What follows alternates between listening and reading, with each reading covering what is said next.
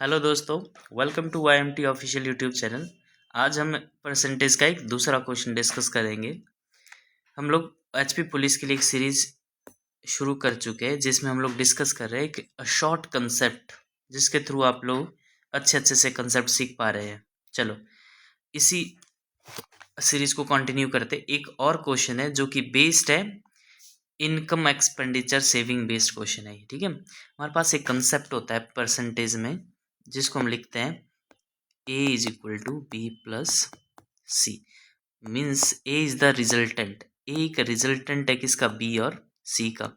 B और C में कुछ चेंजेस लाओगे तो A में अल्टीमेटली कुछ चेंज होगा। उसी से हमारे पास एक फॉर्मूला बनता है। जैसे आपकी इनकम, इनकम क्या होती है भाई? किसी व्यक्ति की इनकम किस पर डिपेंड करती है? उसका एक्सपेंडिचर।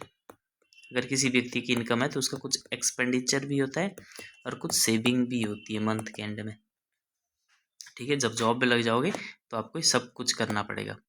कुछ आपका खर्चा होगा, कुछ आपकी सेविंग्स होगी और कुछ आपकी इनकम होगी, ठीक है। सपोज दैट कोई व्यक्ति 100 रुपये कमाता है, उसमें से 40 रुपये खर्च कर देता है, सेविंग कितनी बची? आपको पता चल गया होगा। 100 रुपये कमाता है, खर्च कर देता है 40, तो सेविंग आपको अल्टीमेटली पता लग जाती है कितनी बची है भाई? 60 रुपये। आया समझ? अब कभी ऐसा भी क्वेश्चन आ जाता है कि भाई इनकम में 10% की वृद्धि कर दी जाती है और एक्सपेंडिचर में 20% की, तो भाई सेविंग बताओ कितना परसेंट का चेंज आया। सपोज दैट मैंने इसको 10% बढ़ाया तो कितना हो गया? 110 होगी। उसकी सैलरी बढ़ गई। और एक्सपेंडिचर में कितना वृद्धि की? 20%। तो 40 का 20% क्या था? 10% होता 4, और 20% कितना हुआ? 8। नहीं निकालते तो ऐसे निकालना 20%, 4 दूनी 8, तो कितना हो गया? 48। तो क्या आप सेविंग अभी भी निकाल सकते हैं? ऑब्वियस ही बात निकाल सकते हैं। 110 में से 48 घटा दो, कितना बचेगा? 10 में से 8 गया 2, और यहाँ पे 10 में से 4 गया 6, 62। समझ गए? तो आपको कुछ समझ आ गया होगा थोड़ा बहुत। चलो ठीक है, ये थोड़ा सा इससे हट के क्वेश्चन है। ये क्वेश्चन भी आपका बन सकता है जो मैंने बोला कि अगर इनकम को इतना बढ़ा दिया जाए, एक्सपेंडिचर को इतना बढ़ा दिया जाए, या फिर हो सकता है इनकम को बढ़ा दिया, सेविंग को बढ़ा दिया, तो एक्सपेंडिचर आपको निकालना पड़ जाए। तो इन तीनों में से इनकम के साथ एक्सपेंडिचर और सेविंग का रिलेशन कुछ भी दे सकता हो। चलो ठीक है, हम लोग क्वेश्चन डिस्कस करते हैं। क्वेश्चन किसी और फॉर्मेट में दिया है, ठीक है। आपको समझ आ जाएगा, बाकी आप प्रैक्टिस करते रहना, ऐसे क्वेश्चन आपको लाखों मिल जाएंगे। देखो, राजीव अपनी मासिक आय का 75% बचत करता है। देखो, आय क्या होती है? आय होती है इनकम। आय बराबर क्या होता है? मतलब व्यय प्लस बचत। वही इंग्लिश में बोलते हैं इसको इनकम बराबर कितना? एक्सपेंडिचर प्लस सेविंग, ठीक है। यही चीज़ होती है। व्यय होता है एक्सपेंडिचर, खर्च कितना किया। व्यय को आप लोग खर्च भी बोल सकते हैं, ठीक है। ये टर्म्स है, ये तो आपको पता होगी। देखो, राजीव अपनी मासिक आय का 75% बचत करता है। मैंने आपको एक टर्म पहले बताई है। परसेंटेज की टर्म में जो टोटल होता है, टोटल होता है वो हमेशा क्या होता है? 100%। या फिर यूनिट में बोलोगे तो आपको 1 यूनिट होता है, ठीक है। या तो 100% या 1 यूनिट। तो इस चीज़ को देखते हैं हम लोग।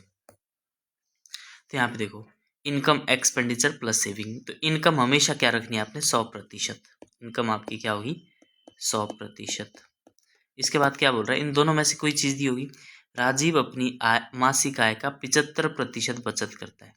बचत करता है तो बचत कितनी है? 75%।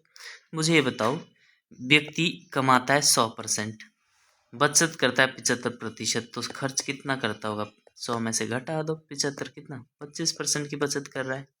अब यहाँ पे बोल रहा है यदि उसका मासिक व्यय 37,500 है, ठीक है। बचत 75% और व्यय कितना है? 25%। हमारे पास कितना आ रहा है? 25%। लेकिन एग्जामिनर बोल रहा है उसका मासिक व्यय 37,500 है, तो 25% की वैल्यू उन्होंने दी हुई सीधी। कितनी दी है? 37,500। 1% निकाल सकते हो आप, बिल्कुल निकाल सकते हैं। 37,500 बटे 25, है ना। अब आपको निकालना क्या है? तो उसकी मासिक बचत है कितनी? तो मासिक बचत कितनी है? 75%। तो इससे मल्टीप्लाई करना सिंपली 75 से। तो यहाँ पे देखो, काटो, 25 से कम 25, 25 दिए 75, बस गुणा का सवाल बन गया। 37,500 मल्टीप्लाई बाय 3, सिंपल गुणा करो। 3 0 0, कितना है? 0 0, 5 दिए 15 का 5, 7 21 22, ठीक है। और यहाँ पे 3 3 11, यहाँ पे 2 बचेगा ना, तो कितना 1,12,500, इतनी उसकी क्या है भाई, मासिक बचत है। ठीक है, चलो ठीक है, मिलते हैं नेक्स्ट वीडियो में।